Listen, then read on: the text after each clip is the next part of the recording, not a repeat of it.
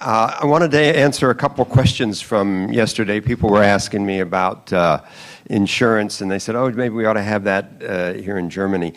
We've always required in the United States, because litigation is so expensive, distributors always have required that you get what's called errors and omissions insurance.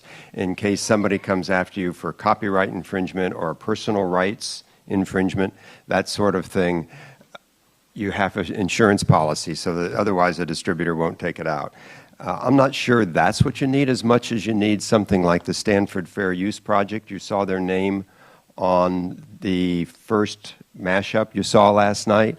They offer pro bono, which is Latin for free, legal defenses when you're sued for these things. And they, I'll show you a case that they handled. The only client of mine that's ever been sued, but we knew he was going to get sued before he put the film out, so that made it okay. And we had Stanford lined up, but they have an excellent litigation department at Stanford University, and they supply free defense for people like Shepard Fairey, who's been in a lawsuit with AP over the Obama poster, and that's really maybe what you need. The other thing I wanted to say, I made it sound a little too easy yesterday, like we wrote up this standard for best practices in documentary filmmakers, and then all of a sudden everything changed. In fact, there were a grant from Ford Foundation to print up 60,000 copies of this booklet, and money to get it out, and travel money to give lectures all over America, especially to gatekeepers, people that like to say no, you have to get everything cleared. Brought them all together, fed them, showed them clips, tried to educate them, and that was very helpful, because one of the executives that was at one of those luncheons in New York City had just financed a documentary that had gone way over budget because of the clips. It was called Wanderlust. It was a road movie, and they had budgeted almost $200,000 for clips, and the clip cost, when they actually went to license it, was $450,000. So they called me and said, hey, you wrote that little booklet. How about you getting on this case?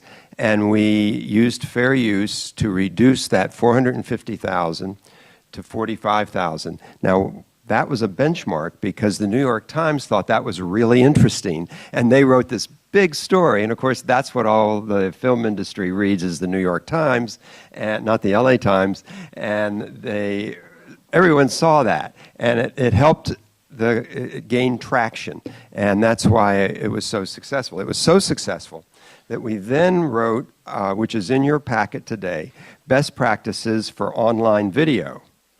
And you will see there that goes well beyond the documentary best practices, because the sixth one, and I was asked about this last night, so I'll just read it, the sixth example of what is fair use, what the community of online vidders thought was fair use,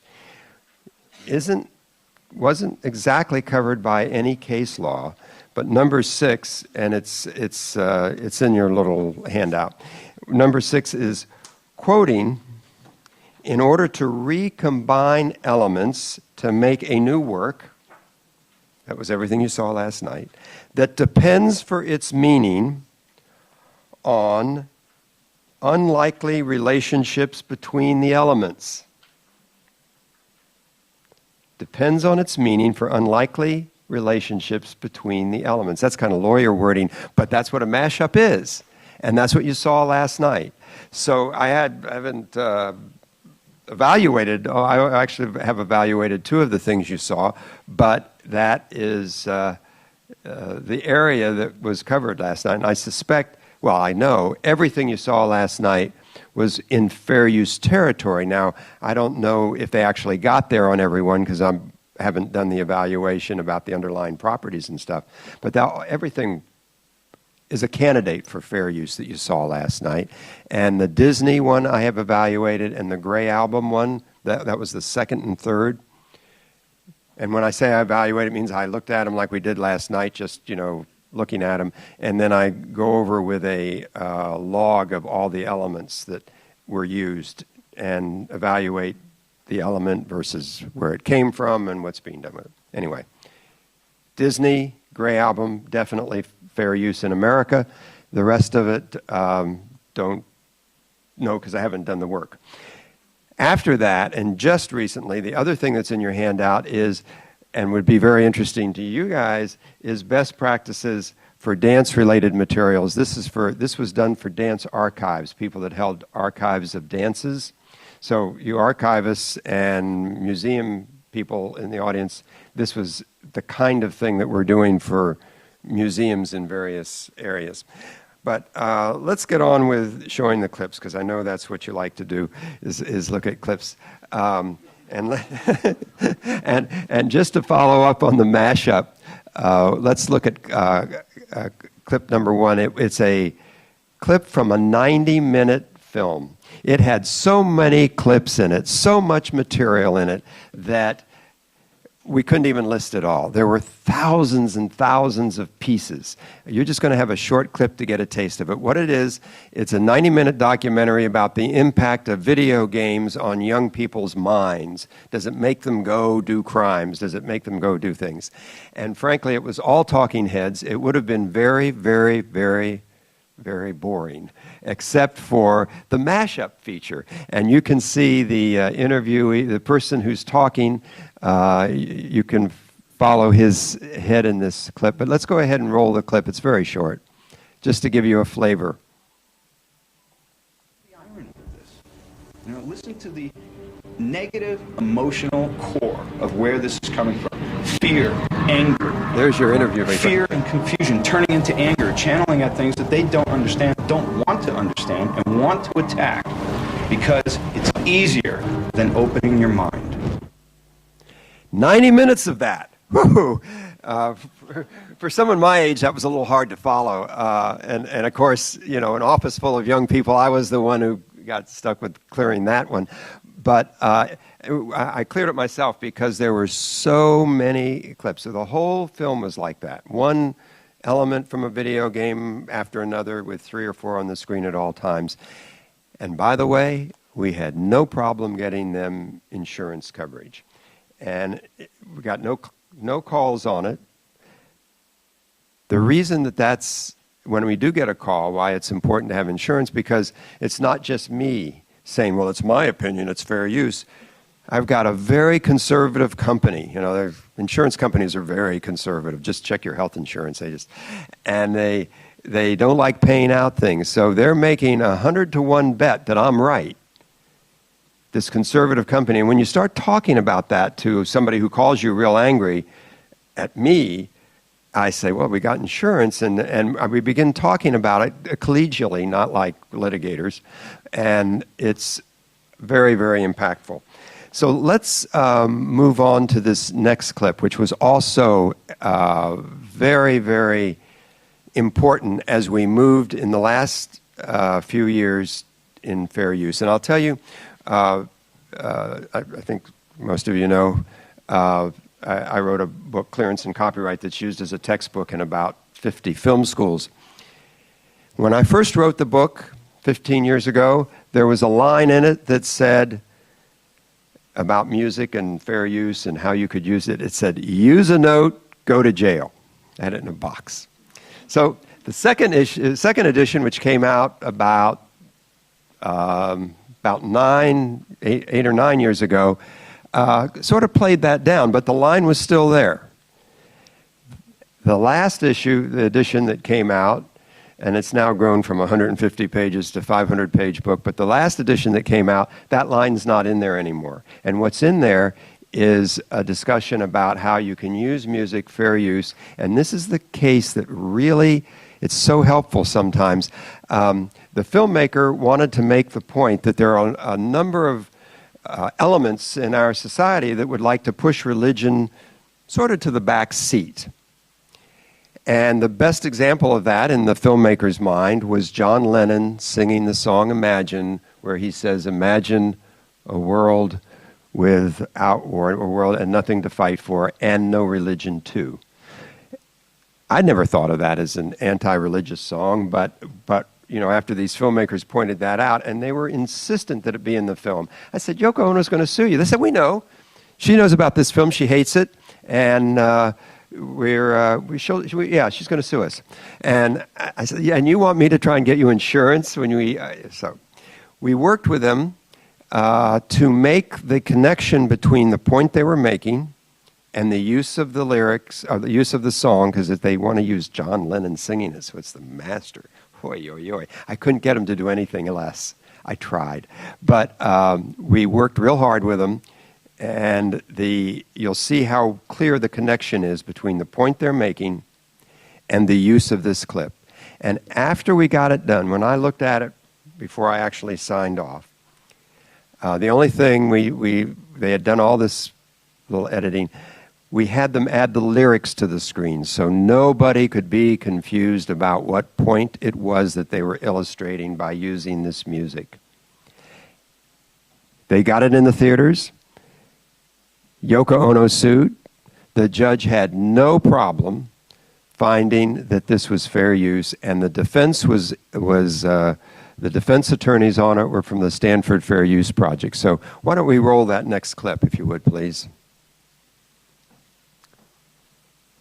Religion is an idea that gives some people comfort, and we don't want to take it away from them. It's like knitting. People like to knit. We're not going to take their knitting needles away. We're not going to take away their churches. But what we have to do is get it to a place where religion is treated at the level it should be treated. That is something fun that people get together and do on the weekend, and really doesn't affect their life as much as it has been so far. This guy has a PhD. So what would the world look like if Dr. Myers got his wish? Greater science literacy, which is going to lead to the erosion of religion. And then we'll get this nice positive feedback mechanism going, where as religion slowly fades away, we get more and more science to replace it. And that will displace more and more religion, which will allow more and more science in. And we'll eventually get to that point where religion has taken that appropriate place as a side dish rather than the main course. Dr. Myers would like you to think he's being original, but he's merely lifting a page out of John Lennon's songbook. Nothing to kill or die for, and no religion too. All right, something that I never knew was... Yeah. So that, the judge had no problem with that. And that was partly because in our office we work very hard to make it clear when people use other people's stuff under fair use why they're doing it. And you can see there that the explanation is crystal clear, and it's even made clearer by having the lines up. Now, every now and then we have a filmmaker that wants to put a montage in the beginning of his film to get attention. And we discourage that because the reason for using those clips is not very well set up. It's really there to pull people into the film. But Oliver Stone is a wonderful client, but I must say he actually is under the impression that he knows more about filmmaking than I do. And I don't know why he thinks that. But his last film was South of the Border. I don't know if any of you have seen it. It was at the Venice Film Festival. Did very well. He started his film with this montage. And he wasn't about to change it. Insurance or not, my opinion or not. We had him make... He made a slight tweaks in the voiceover, and it's the voiceover that saves it. We sent this to the insurance company, and what our argument was, hey, this is an executive summary of the entire film. And now, ladies and gentlemen, if you do not want to see Oliver Stone's 90 minutes South of the Border film, you will see the whole thing right here. This is the executive summary of the entire film. Can you roll that clip number 3? Something that I never knew was that I knew there were some All of this dictators is around fair the use. world, but did you know that some of the dictators now apparently, allegedly, are drug addicts as well? That might explain a few things. Hugo Chavez now admitting in a speech that went widely undocumented, by the way, that he chews cocoa every morning, and he also eats something called cocoa paste, which, by the way, is addictive. And he gets it from the dictator in Bolivia. What did you say? Coca. It is coca. Oh, coca. Cocoa. Oh, coca would be fine. Listen. See, I don't know my narcotics as well. Well, see, it's a shame. For a moment, Gretchen, when you just said cocoa, I'd imagine people all across America would just spin up Cocoa Puff. Yeah. They thought they were going to get a high out of it today. I'm an Ovaltine guy, but that's for another time. But what you're saying is, I read that too, and then they were people, I guess the reporters went on to define, what is he talking about? He gets his cocoa paste. Coca. I got you going down the coca path now. Paste from? Bolivia dictator. Is he a dictator too? 3 million people watch this show regularly. Do they believe what they see? I hope not. But even the more serious end of the networks and print media in North America and Europe followed the lead of the Bush White House and divided the world into friends. That is, leaders who do what we want them to do, and enemies, leaders who tend to disagree with us. Raul Castro and Venezuelan dictator Hugo Chavez, a declared enemy of the Bush administration. Okay. All of those clips, it's great. All of those clips were used pursuant to fair use. And we got coverage for that because it was really an executive summary of the film. It won't surprise you. I've got a gazillion more clips. In fact, from here I go to Amsterdam and lecturing at the Vinger Film Institute. And tomorrow from 9:30 to 5:30, this is all we talk about. For all that time, it's all about all these clearance issues and fair use. But I know you want a discussion, so we will blend right into that. And then if it's appropriate, we'll flip on another. Yeah. Thank you very much. Oh, really? How much? Tell me. 5 minutes. All righty. They're parceling out more time for me. I think that's really nice. Okay. I'll show you how far this went because this was a surprise to me. This was a real surprise, this next clip. I told you how we got coverage for the first few minutes of Oliver Stone's film. We said, this is an executive summary of the film. Well, it went out. We got no claims, not from the New York Times or Fox News or any of the other news channels that we had up there. No claims whatsoever, not even a phone call. So the insurance company is feeling pretty good. I keep going back to the same insurance company, by the way. We use actually 2 or 3. So then we had this film that was really difficult because it followed 4 barbershop quartets. And it followed them over the course of about 3 years. And they have a big annual sing-off in front of thousands and thousands of people, and they judge it, and they're national champions and all that sort of thing. One of the 4 teams gets all ready, and they get into the finals, and they come in 3rd. And quite honestly, these guys fall apart. I mean, this is like they're ready to slit their wrists. They didn't take the attitude, well, we came in 3rd, but they came, oh my gosh, we didn't win. Very American attitude. They were just depressed. And it followed them during that year and getting ready. And so this is the end of the film now. And this quartet that was so upset because they came in 3rd instead of 1st sings a song, and the song is a summary of the entire film.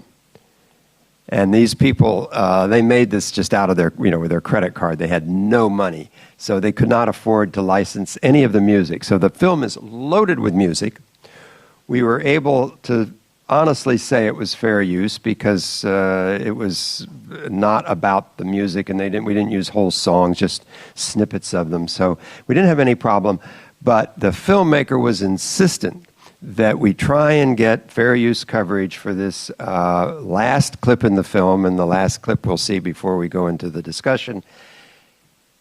And we argued, we do play all the song, 100% of the song. And that's tremendously unusual. However, it summarizes the whole film.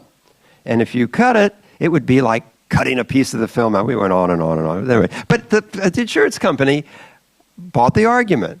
And remember, they're taking a 100-to-1 bet because if somebody gets sued and you lose, you've got your attorney's fees, their attorney's fees, frightfully expensive in the U.S., you know, a couple $100,000 in damages, which is also ridiculous in the U.S. They're taking this huge bet that I'm right. And knock on wood, the film has been out now for almost a year, and we haven't even got a phone call on it. So let's roll the clip that comes right at the end of this film, and it's a good way to wrap up my talk, because I was a little surprised. I didn't expect this to fly with the insurance company. Next clip.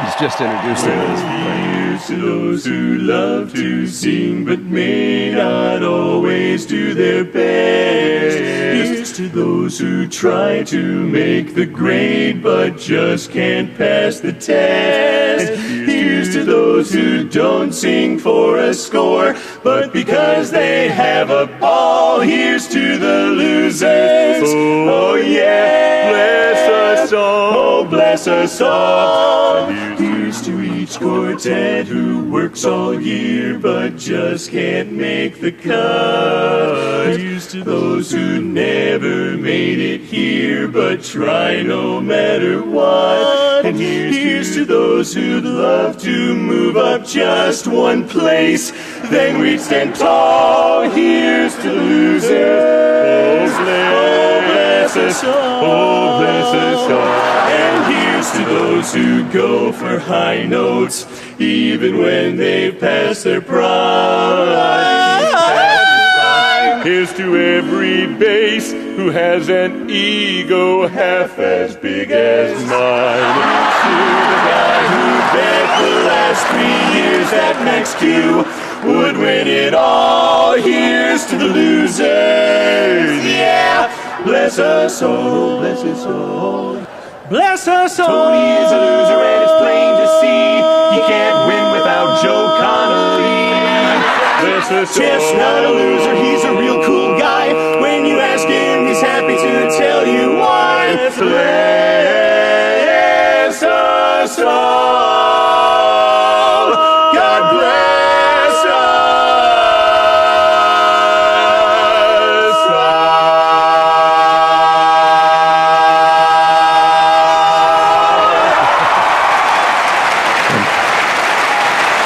It helped that they tailored some of the words to their own group, to their own names.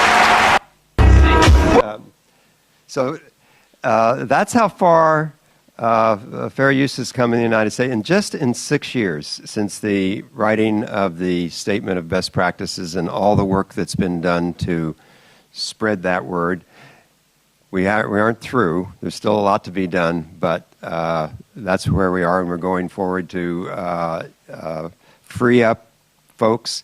The big task we have is exactly what Peter was talking about, is getting those scissors in the mind dull. Make it so that they're no longer there, so that and we go all over the country speaking to film schools to try and teach them, and I speak every year to the University Film and Video professors so they know what to pass on to their students to get rid of these, I call it the prison of the mind that people like to live in. So there you are. Thank you very much, and now we can have your